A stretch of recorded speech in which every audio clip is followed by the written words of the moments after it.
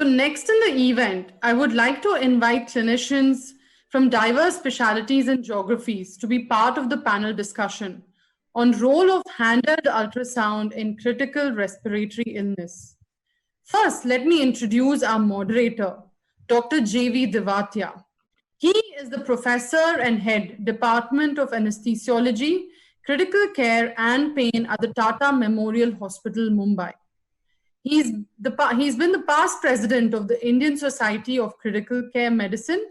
He's the past editor-in-chief, Indian Journal of Anesthesia. He's the past president, All India Difficult Airway Association. He has over 130 publications in national and international journals and a number of presentations in several international, national, and state conferences.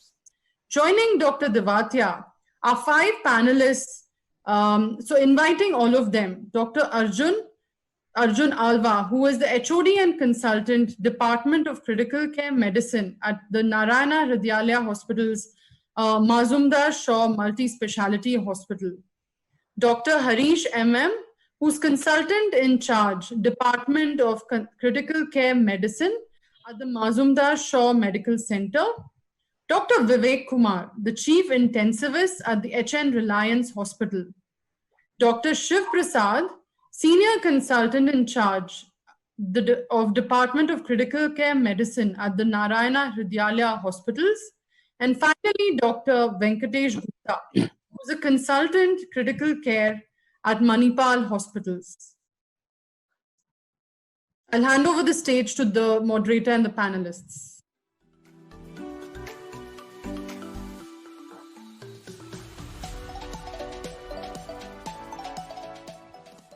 Evening, everyone, and I thank Dr. Muralidhar and G for this opportunity to have this panel discussion. After 2 excellent and fairly detailed presentations on the role of ultrasound, both lung ultrasound as well as echocardiography, we'll move on to a small, quick panel discussion just to see how people are using ultrasound in their ICUs and more particularly in this COVID pandemic. So I think all the speakers have been introduced. They're all a great panel. Can I just start by asking Dr. Venkatesh Gupta, you work in a medical surgical ICU. So what are the sort of indications and when do you sort of get into ultrasound for your patients in the ICU? Good evening. Thank you for the opportunity, GB team. Having working in medical and surgical ICU and as well as managing the COVID patients, generally the general tendency is the usage of the ultrasound as a tailored approach most of the times. But yes, as and when we receive a patient, we would like to have a baseline assessment of the heart function and lung function. That we generally do and record it so that if we have any changes in the future, we can have a baseline reference. But otherwise, generally what we do is like the protocols to begin with, tailored approach. If somebody comes with breathing difficulty, then follow the blue protocol. If somebody comes with shock, follow the false protocol. And for the general assessment, follow the FATE protocol and record everything and keep it handy and come to the conclusion what is happening. It also helps in the diagnosis of any new MI. As I said, the tailored approach. If somebody comes with a chest pain, look at the heart function by the FATE protocol and try to assess the regional wall motion abnormality. If somebody is in sepsis and the worsening shock, whether it is just a distributive shock or whether it is the Takotsubo cardiomyopathy, what is happening. And if it is, say, for example, the RA-RV is dilated, if there is a new shock in a patient who is already there in the hospital, immobilized for a little long period of time, the assessment of the heart helps us in the dilatation of the assessment of the ARIA and RV and come to the conclusion whether it is the newly developed pulmonary embolism. That's how we look at the utility of the ultrasound in the medical ICU. When it comes to surgical patients, most of the times they come post-operatively to us in the era of ERAS protocol, where we tend to use less fluids intraoperatively If these patients, when they come to the ICU, we would like to know the volume status of these patients, especially the gastrointestinal surgeries, esophageal surgeries, and try to understand what is the fluid deficit and volume responsiveness for these patients. And when they get admitted in the ICU, if they develop a new shock for a period of time, to understand whether it is heart or whether it is any new bleeding that is happening, or whether it is new MI that is developing. So what we generally try to do is have a baseline function recorded. For example, what is the heart function at admission to the ICU from the OT, and what is the heart function before the OT. If you have this understanding, if any new changes happen, so the assessment, the continuous assessment later on, will further help us understanding whether it is a newly developed MI or whether it is new shock because of the volume loss, like for example bleeding.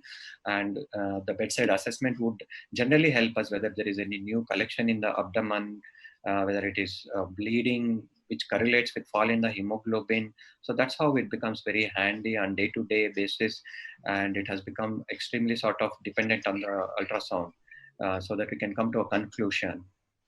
So it's fair to say that in a general medical surgical ICU, it's used just straightforward. As soon as the patient presents with either shock, hypotension, or respiratory failure, or hypoxia, or breathlessness, it's customary to go to ultrasound very quickly in the evaluation. And you get the results even before your X-rays and so on get done. So I think ultrasound is today's intensivists, I think, rely heavily on ultrasound for at least to get the initial feel of what the patient is having. Dr. Shiv Prasad, you're working you've got extensive experience in a cardiac surgical ICU. So what are your quick main indications for ultrasound in your ICU? How frequently do you use it, echocardiography in the post-op cardiac surgical patient? Thanks, Devati, for the questions. Yes, definitely, yes, as all the speakers are told, definitely ultrasound is one of the beautiful tool for the management of patients in critical care, critically ill patients. Especially in first 24 hours after cardiac surgery, the hemodynamic instability is a major challenge. And then because they pass a lot of urine because the patient would have gone on CPB, and then we try to assess the IVC and then try to resuscitate with appropriate fluids. And also sometimes bleeding is also one of the major challenge in post-operative period. And then it so happens that we always look at the mediastinal drain and the ICT drain to see whether there is a bleeding, significant bleeding. But however, sometimes the bleeding would have stopped, and then apparently we see the drop in hematocrit, drop in the hemoglobin, drop in hemoglobin or rate, and then hypotension. So in that situation, we definitely use this ultrasound or echocardiography to rule out if there is any chemothorax or pericardial effusion, so that we can prompt the cardiac surgeon to take them to the surgery and then re-explore and then try to get away from this pericardial tamponade. Also, in the post-operative patients, we do see, especially after CABG, we do see there may be a persistent ST elevation. Then we do an echo and then see if there is any new regional wall motion abnormality, or we try to compare with the previous pre-operative echo. And then if we see any new regional wall motion abnormality, then we talk to the cardiac surgeon and then we tell them that there may be a possibility of a graft thrombosis. Then definitely they take inside the OT and then they try to look for if there is any graft thrombus, and then they try to revascularize. And also sometimes we do an echo despite inotrose fluid resuscitation, they may be persistently hypotensive. We do an echo and see if there is any severe LV dysfunction. Then we speak to the surgeon and then they put an IABP and they said that it can support heart. Apart from this, the other routine indication we do because of the post-ICD removal drainage, sometimes people can develop pneumothorax, and then we have to see that we can't wait for the X-ray to happen, and then we do an ultrasound and then try to put the ICD tube and get relieved. So these are all the few indications we do that. Fine. Thank you, Dr. Shiv Prasad.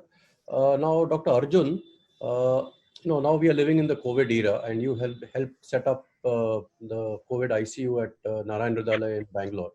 So are there any special considerations or differences in the use of ultrasound in COVID patients as compared to the other patients that we may be seeing, or it's more or less similar? Or are there some special advantages that ultrasound may offer in these patients? Good evening, everyone. Thanks for the question. Despite the wide availability of the ultrasound, its low cost, the portability, the patient's accessibility, and its ease of use in poorly cooperative patients as well, there are serious challenges in its use in the setting of COVID-19. Like the first one, there is a prolonged exposure of the ultrasound operators to the patients. And hence increasing the risk of coronavirus transmission. So unlike the non-COVID area, you will have majority of the operators needing to wear personal protective equipments.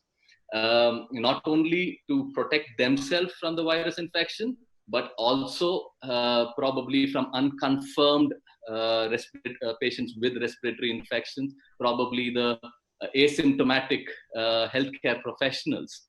So the use of personal protective equipment would be different when compared to non-COVID area. That's the first one. Second one, and the very important thing is our infection control, isn't it? The ultrasound scanner boards, they're not designed to be cleaned by the liquid disinfectants.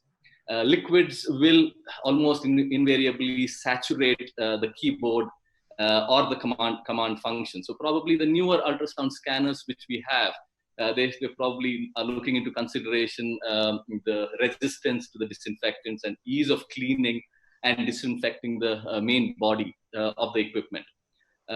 Even the modalities of disinfection of the transducers, most of the manufacturers of these ultrasound transducers, they ask us to disinfect the transducers by immersing the transducer in a solution for at least 1 to 5 minutes, or in a stronger solution for at least 30 seconds. Such measures are quite complex. And probably the adherence is also an issue there. And even by putting these solutions in a stronger disinfectants, probably over a period of 50 or 100 disinfectant cycles, you will have you will damage the probes as well. Lastly, the ultrasound machines, the complete ultrasound machines should be protected from contamination by entirely covering it with transparent, thin and disposable nylon bags. At the same time, we should pay attention at overheating of the scanners as well. In many of the places, probably it might be difficult to adhere to this. And therefore, I would probably think that each COVID-19 ward should have an ultrasound machine permanently in that ward area. And lastly, probably the inter-operator reproducibility of the lung ultrasound in the assessment of COVID-19 pulmonary involvement and its severity has obviously not been tested for, again, in order for probably the ethical reasons. Even though lung ultrasound is relatively easy to learn in the hands of non-expert operators, the reproducibility might be even lower. So I think these are the differences. These are probably 5 points which come to my mind when I think of ultrasound use in a COVID area when compared to a non-COVID area. Okay, great, Arjun. That was a 2 or 3 very important points. And one was that how do you protect the equipment, and so sterilizing the probe, cleaning, disinfecting the probes, and more important, the keyboards and all those sort of things is a potential issue. And if you just see one picture that we saw in the presentation of Dr. Hirsch, is you can, with this handheld probe, looks attractive because you can cover everything in one plastic sort of sheet. And maybe that might help in future. We'll see. Okay. So now, Dr. Vivek, Dr. Vivek works at the HN Reliance Hospital in Mumbai, and he's an expert in ultrasound with a lot of interest, and he's a WinFocus instructor. So Vivek, radiologists often say that, the CT scan can actually, you can see ground glass opacities, patchy ones, even when the PCR is negative. And you can actually help to detect patients who may need a PCR test to confirm the presence of COVID, especially in mildly asymptomatic patients or some surgical patients. So do you think ultrasound can sort of replace or can be an alternative to CT scan or chest X-ray in diagnosing early COVID lung disease? Vivek, can you hear me? Yes, I can hear you. So definitely lung ultrasound has a role to play in the early diagnosis of COVID infections. And I went through one of the reviews. So basically, if you have a pre-test clinical probability of COVID, and there is a clinical setting of COVID, and you scan a patient and you pick up, say, B lines or broken pleural lines or some C patterns, this is the patient who in all probability may turn positive on a RT-PCR. So lung ultrasound definitely helps. One is it is available universally. Not all centers are tertiary care centers. Not all patients can afford a CT scan, and not all government regimens protocols will allow a CT scan to take place. So there is a good correlation between the lung ultrasound findings and the CT scan findings. There's a good correlation between the early appearance of D lines, broken pleural lines, as well as the appearance of GGOs. And there are centers in the world, including one in Italy, which have carried out where they have found lung ultrasounds which are abnormal, and they definitely have a higher probability of having a RT-PCR positive. So if there is a clinical suspicion, then RT-PCR positivity definitely is much better. If there is no clinical suspicion, say patient gets admitted for a routine surgery and you have unexplained lung ultrasound findings, then this patient can either be routed through a CT chest or he can be isolated till the RT-PCR report comes. So let's say in today's day and age, almost all hospitals have fever OPDs or fever clinics. So if a patient comes to the fever clinic with some symptoms, say fever, myalgia, should we be doing an ultrasound in the fever clinic itself? Other than sending them to a CT scan or something like that? No, see, if or the just PCR. So typically the fever clinic patients, if they come within 5 days of onset of symptoms and they have mild symptoms, say fever, and that's it, I don't think a lung ultrasound is required at that moment of time. Because even if the diagnosis is going to be a COVID infection, probably he may just have a mild course, he may never get hypoxemic. But yes, if a patient comes between day 5, 6, 7 and has the onset of cough and breathlessness, definitely they can go in for a lung ultrasound. And if the lung ultrasound will at least help us, say if the lung ultrasound is clean, we know he is probably having mild or maybe going into moderate disease. But if the lung ultrasound has got bilateral distribution of B lines with broken pleural lines and C patterns, so we know he's heading for a moderate to severe COVID. And then we go ahead with the CT scan and with the complete inflammatory marker workup. So not recommended for all, because most patients will have only mild disease and there is no point in exposing the operator to the risk of COVID. But definitely when there is increasing cough and breathlessness, yes. Okay, so I think that's a good clarity on that point. That it's not required for all patients, but certainly those who present with something like a SARI with with breathlessness and increasing cough, it might be a good idea to do an ultrasound to sort of help you decide which way this patient might be going. Okay, if any of you have anything to say, you can press the raise hand. If you go to your screen, there's a participants, and then against your name, there'll be a feature called raise hands. If you want to add or subtract anything from what the speaker said, you can raise your hand and I'll direct the question back to you. Okay, so now Harish, Dr. Harish is a consultant in critical care at Narayan Hrudayalaya in Bangalore, and he's in the charge of he's looking after the medical surgical ICU. He's also the first DM critical care trained person in India. So that's a unique distinction that Harish has over here. So Harish, once a patient with COVID is in your ICU and you are looking after him, can you use ultrasound to monitor the progress of the disease rather than, send the patient, keep doing x-rays? And, doing x-rays means you get the technicians in every day and then they are a little upset about having to come quite often to the ICU. Can you just do ultrasound to monitor the progress of the patient's lung condition? Yes, so clearly, I just want to put it in two important division. So when we tell about something like progressive or regressive disease, so we are looking in and around the lung, and rest of the other organs in terms of the deterioration or improvement of the COVID-19 patient. When we come to the lung related deterioration or some sort of the regression of the disease, so we have to think like three things. One is the B lines, and one is the pleural thickening, and one is the proper consolidation, what we call it as the shred at the flaps point, kind of this one. So there is a data available. So lung ultrasound tells about the severity and that of the duration of the illness. If you see, B line is the one which persists throughout the illness. Okay, pleural thickening is going to appear somewhere around in and around 2 weeks. When the severity of the disease progresses, means patient is more and more sicker in terms of his oxygen requirement or in terms of other ventilator requirements. So then it indicates that he is having a consolidation. Suppose, for example, you done an ultrasound of the lung in a particular patient. So you grossly remember, okay, which area is having lots of confluent B lines, whether it's a diffuse pattern kind of this one, or it is distributed to in particular area. And if you repeat the ultrasound subsequently, and if that B line is more and more confluent, and if it is moving towards some sort of shred sign consolidation, it means like disease is progressing. So this pleural thickening is also, it is one indicator. It tells about the severity of the disease is progressing towards the more severe, from the moderate to severe category.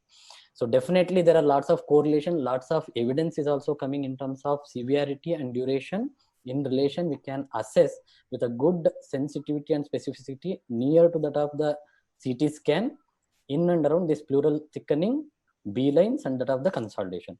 When it comes to non-lung related deterioration of the patient in ICU, because see, when we think about COVID, everyone is narrowed down to lung. So we have to think about the progression of the disease, the deterioration causes which are not related to lung. So maybe like we know that the data available, a superadded bacterial infection which can cause the deterioration, maybe it's a superadded consolidation because of the nosocomial ventilator associated pneumonia in a ventilated patient. So which leads to sepsis and septic shock can occur in 10% of the patient, 10% of the critically ill COVID-19 patient. Suppose if you use lung ultrasound on a routine basis for like maybe on an alternative day or daily basis, if the patient is sicker, we can assess the density of the consolidation. So depending upon other parameters, we can think patient is deteriorating. It may not be just a COVID related, something else. So there is one like study published, so which suggests when a patient had a new onset of shock, okay, I'm not talking about the hypoxia, which is lung related, new onset of shock. So we have to think about, so right ventricular dysfunction secondary to pulmonary embolism. If a patient deteriorated, so put a like echo probe, okay, so just assess their RARV like function, so dyskinesia, dilatation with the background of shock, which tells about deterioration is may not be primarily lung, so it is something else. So other than that, okay, patient had a myocarditis because it is a bloody virus which can definitely cause some sort of myocarditis with global dysfunction of the heart, global hypokinesia. That is how we can put this utility of the means ultrasound echo probe in getting an idea of a non-lung related deterioration of the patient condition. Next is the volume status, because we learned COVID-19 ARDS, squeeze them, keep them negative volume, because we have certain case reports which are coming. If you squeeze them totally, but to understand, we have to keep some sort of euvolumia to perfuse the organ. The patient is still in the initial phase of resuscitation, okay, you given them hypovolumia, patient might deteriorate. That can be assessed in a non-lung reason to see the volume status of the patient, because that is one of the cause for deterioration, that is one of the cause for the shock. So these are some 4-5 points I just want to put, which are non-lung related and lung related issues, which we can use like ultrasound at the bedside for assessing whether the patient is progressing in terms of severity or is regressing in terms of improvement. Okay, great, Harish. So thanks for that. So I think 2 or 3 very important points, that of course the lung may get worse or better, but very importantly, pulmonary embolism may be one of the reasons for sudden deterioration, either hypoxia or cardiovascular wise, because thrombosis, we know, is a very important factor in COVID-19 disease, plus the importance of checking the volume status, because we tend to keep patients excessively dry and that may actually cause some sort of harm to patients. So checking the volume status, looking at the right heart and other sort of cardiac function because of myocardial involvement. So all very important factors. So Harish has brought all of those things out very nicely. Now, once a patient is on a ventilator, even if he's not on a ventilator, sorry, okay, Dr. Arjun, Can we use ultrasound as an alternative to CT scan to see the morphology of PEEP, whether of ARDS, whether it's extensive, whether it's patchy, and whether we can make out the L and H types of whatever people are talking about these days. Yeah. So again, the coronavirus produces mild to severe lower respiratory tract infection that is commonly identified by imaging in affected patients. In some cases, even before symptom development. The CT scan has always been the primary imaging method to evaluate and is often being used as a screening tool for patients suspected for having COVID-19. Again, lung ultrasound, it has always been an alternative imaging method to use. It's always been an alternative screening method actually. So coming to the morphology again, we can divide it into different timelines, isn't it? Like 0 to 3 days. When you compare, how do you compare between CT scan and lung ultrasounds? The characteristic ultrasound findings that are seen are basically bilateral, as Sarish was saying, bilateral and multilobar B-lines, subpleural consolidations, irregular pleural lines, decreased blood flow on the Doppler, and that can be expected to develop over a similar timeline as that is in the CT scan. Like during the first few days of the symptoms presentation, there will be scattered unilateral or bilateral multilobar B lines that can be visualized. So that usually, I didn't say it is usually during the initial phases of the disease. And as the disease progresses from the end of the week through week 2, that is where we develop your alveolar interstitial syndrome, there will be diffuse bilateral B lines that can occur in addition to these irregular pleural lines with punctate defects and formation of subpleural consolidation with visible air bronchograms. Lastly, after the end of week 2, during convalescence, there can be expected regression of prior findings with the re-emergence of the A lines.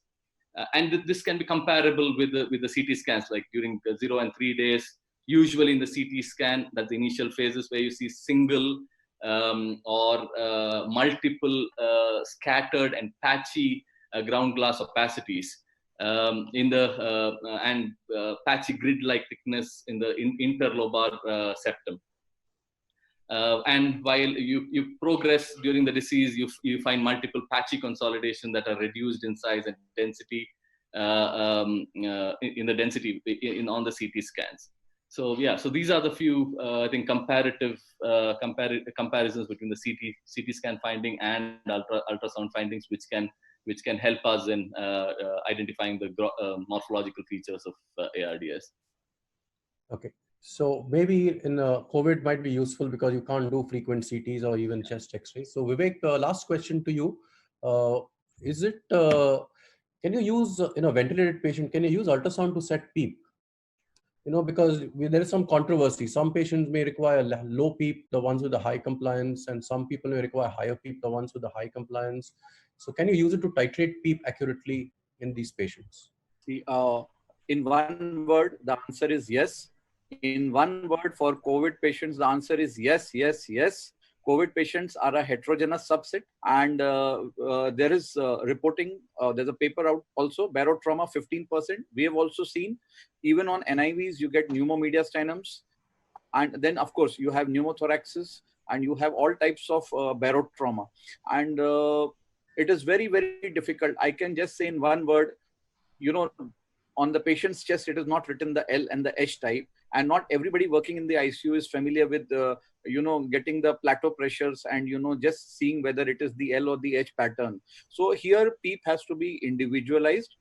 And the best way, and there are two things we have to consider in setting PEEP. Now, one is, of course, that, the lung should be adequately aerated and it should not be overinflated. So if we are scanning the lungs and we have, say, a lot of B lines and we have atelectasis at the bases, we can go up marginally on the PEEP just to see if there is a response. There are maneuvers which are described for non-COVID patients, which take the PEEP to 30, 40, 50. But I'm scared because COVID lungs do give way. So it is best to gradually increase PEEP and see if you can improve the aeration. That means the B lines come down and the A lines increase, and the areas of atelectasis, they go. And sometimes you need to put color Doppler on the areas of atelectasis to see if there's a color flow indicative of shunting, and that may reduce. So this is one. Definitely in COVID, the PEEP needs to be titrated to lung aeration, and the moment we get a little bit of lung aeration, we should leave it at that unless there is a clinical deterioration. The second thing is the PEEP should also be titrated to RV dilatation. At whatever level of PEEP we are sitting, we have to ensure that the RA and RV are not dilated and the RV is contracting optimally. And the one thing I want to add is in answer to what Harish has said, I will put it in a very simple way for the registrars, because you suddenly get a call from patient at 4 liters oxygen has gone to 15 liters of oxygen per minute. This is the most common challenge. So then the first thing we tell them is scan them. Have the B lines increase? Is the patient in positive balance? Has the area of consolidation increased? Is there a atelectasis? And last thing is there a RV dilatation? And of course, is there a LV dilatation? So this is something, you see bilateral B lines increasing, bilateral consolidation increasing, or RV dilating. So you get a complete difference. And is there a pneumo? So rapid deterioration of a COVID patient, worsening oxygenation is the biggest challenge I have faced. Differential is fluid overload, worsening disease, pneumothorax, and venous thromboembolism. And one more point I wanted to add for Dr. Arjun was that once patients we cross into the 3rd week of illness, there is a subset of patients who remains oxygen dependent, and then there is a subset of patients who after steroid withdrawal again becomes oxygen dependent. And when we scan them with the CT, we find that there are changes of fibrosis, something like an advanced ARDS. So these patients also show broken pleural lines, and they also show some B lines, which are the dirty B lines. They are not the good, the hyperechoic. It's broken pleural lines and broken B lines, which suggest more like a pulmonary fibrosis. So there also it has a role. Okay, great. Okay. So I guess we've covered most of the issues that we wanted to speak about. We have run out of time. I've got reminders from the organizers that we need to wind up. So thank you all for all your comments and for all your very balanced answers about the role of ultrasound in COVID and how we can use it to help our patients with COVID. So now I'll hand over back to the GE team. Aishwarya.